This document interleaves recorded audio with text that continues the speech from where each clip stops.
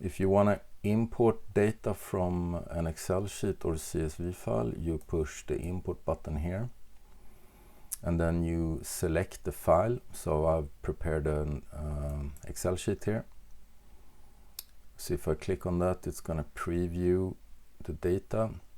So what you need to think about when you're importing from an Excel sheet is that you can't have any multiple sheets or any type of formatting in the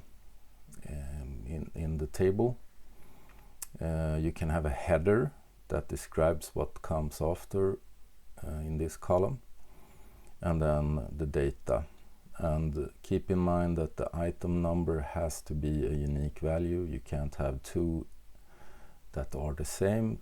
That will never work. The import will not allow you to proceed. So check through your Excel file before you start your import. Make sure you have no formatting or strangeness inside your Excel sheets, and make sure that you don't have any doubles in the item number. So I'm going to push open here, and that's going to start the import wizard. So here I have my test items here that I made in my Excel sheet. So the first thing you need to check is if you have a header. So if you have a header, it will take that up here, and that means that you can select the column by selecting the header. If you push this one and select no, you see that the header becomes a part of the import, and your columns will be named 0, 1, 2, 3, and so on.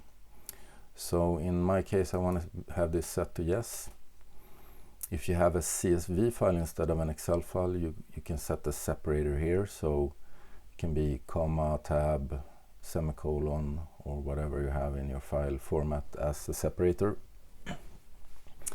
If you select delete rows, that means that all the existing data will be cleared. So that means this data will be removed from the list. In my case, I don't want to delete the rows. I want to keep this and add this to my existing data. Date format you can set in different ways. You can select the mode here.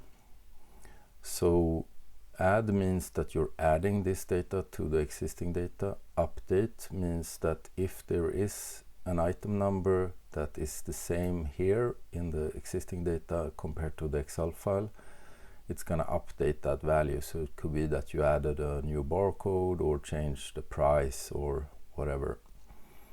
So it's going to update.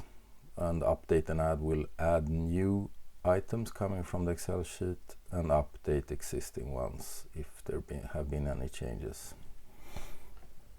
And the key column is what column is used to find this specific